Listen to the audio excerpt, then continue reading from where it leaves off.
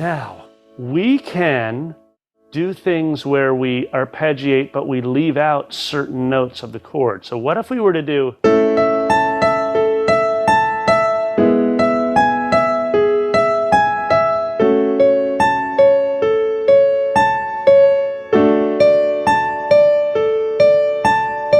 So what I'm doing here is my top note is going to be doubled with my bottom note.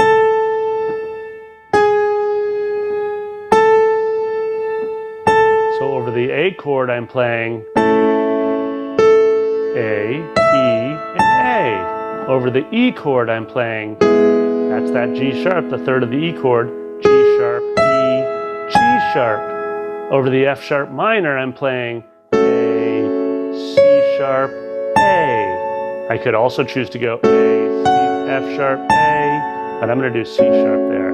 Over the D chord I'm doing A, D, A. Right? So it's not an exact pattern necessarily always the third or the fifth or the root, but it's just the top, the bottom and the top note are going to be the same. Listen to that sound.